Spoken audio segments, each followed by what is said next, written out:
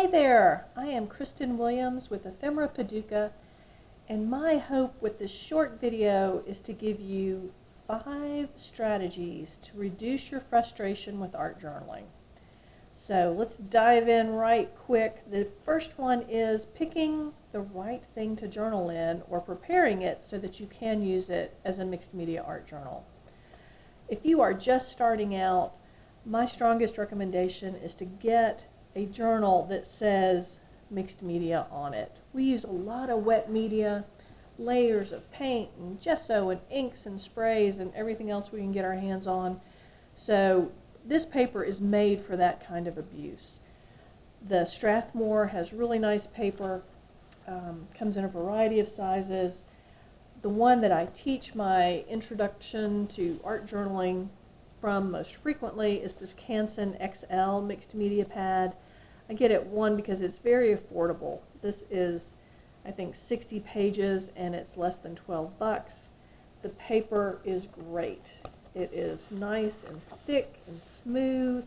Sometimes a sketch pad is too thin and watercolor paper is too bumpy. So this mixed media paper is what you want to look for when you are going after an art journal. So here's a Canson that I have worked in. This is an old spread, but a favorite. One thing about the Canson XL that might frustrate you, and if it's going to frustrate you, don't use it, but it is wire bound here in the middle. To me, this looks like a cohesive spread, but if it's going to bug you that there's white in between and you gum up the, you're going to spend more time cleaning this wire binding than you are just art journaling, this is not the journal for you. Get one that is bound differently. This is a great journal. This is a Diane Revelry Dilutions journal. Again, made for art journaling. Really nice, thick, heavy paper. You can see I stitched through this one. Here's the back. Really held up well. The thing about the Dilutions journals that's great, they come in a variety of sizes and they have a nifty little pocket in the front. So how cool is that? Again, these are 3 different journals to show you that are made for art journaling, mixed media paper. But let's say you've got something really cool or a favorite book, or like me, find an old ledger and you think, oh man, that would be awesome to journal in. You can do that. You just have to prepare it a little bit more than just diving in. So here's an old journal. You can see the ink coming through this page, so that tells you these are some old pages here, right? So what you need to do to make this work is get a quality glue stick, like a Yoo-Hoo glue stick, and spend some time gluing at least 2, if not 3 pages together, depending on how big the book is.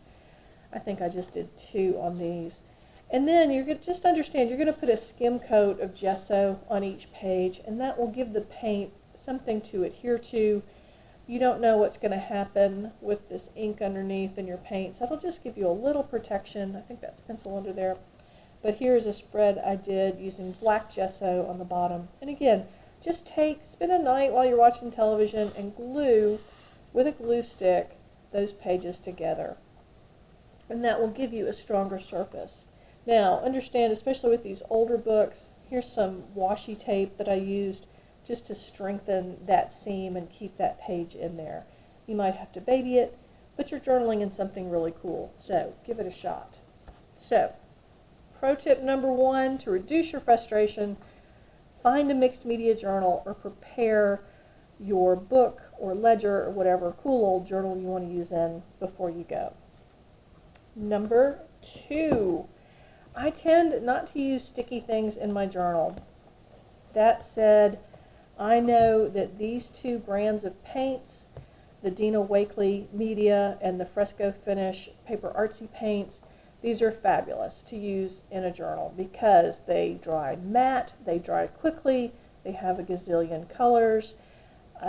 If you've got paints and you don't know if they're sticky, try it on the back of have a little test, couple of pages in the back of your journal where you paint both sides of a page and you close them together.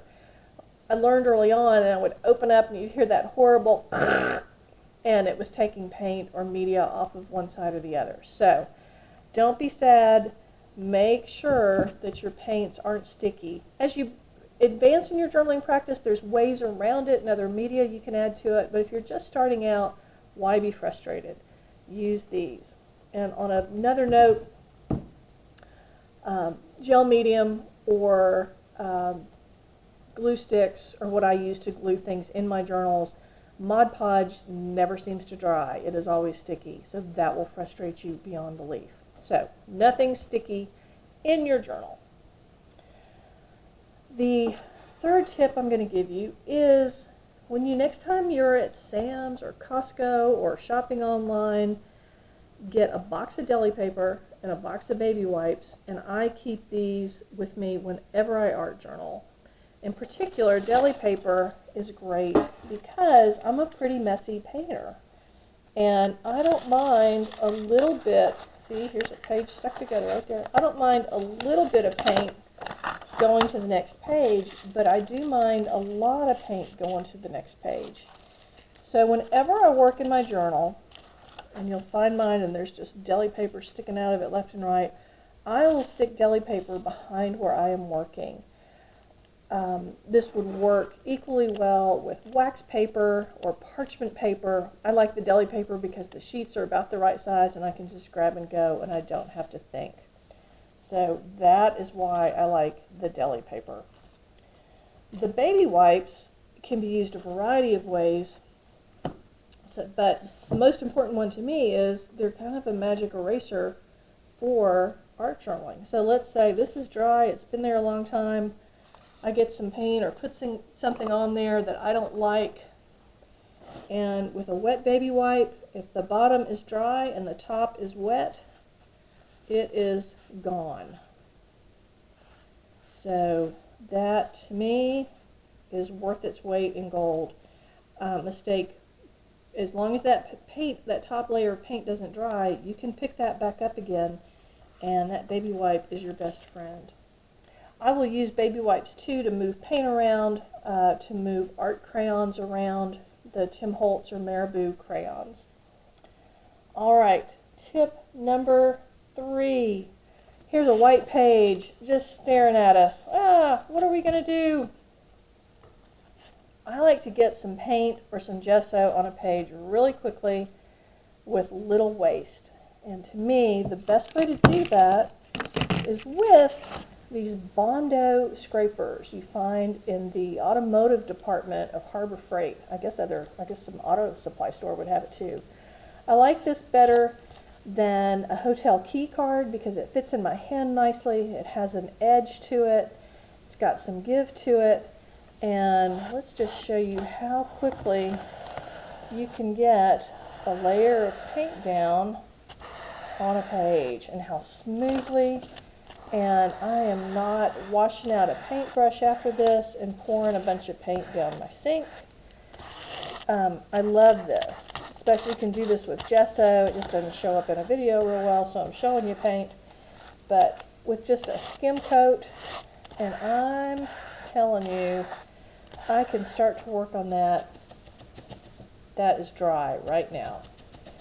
So I love this tool. I'm not frustrated. I'm not waiting for paint to dry. I'm not creating some fumes, heating up acrylic paints with a heat gun. I'm ready to go. My last pro tip for avoiding frustration in your art journal is you don't have to keep an ugly page in your journal. So let's find one.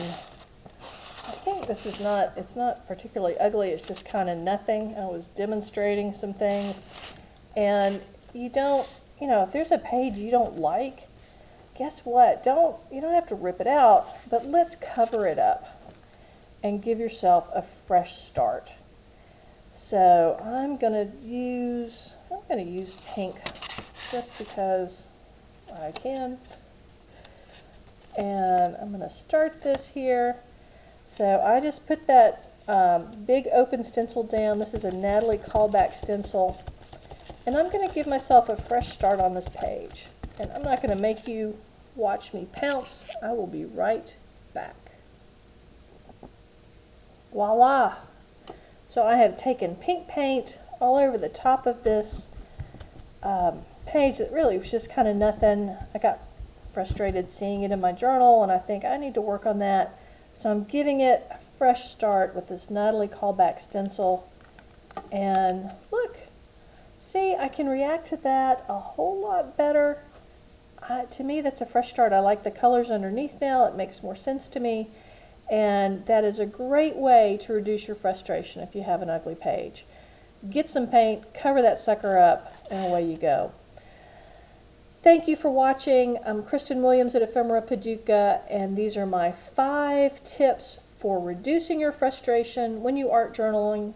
Number 1 is get the right journal. I recommend a mixed media journal or prepping a book the way that I showed you. 2 is non-sticky paint, no Mod Podge. 3 is having deli paper and baby wipes handy. 4 is to get started quickly using a yellow scraper and getting that paint on there quickly. And finally, 5 is if you've got an ugly page that's frustrating you, get a great big open stencil, put it down, and cover that thing up. Thank you so much for watching.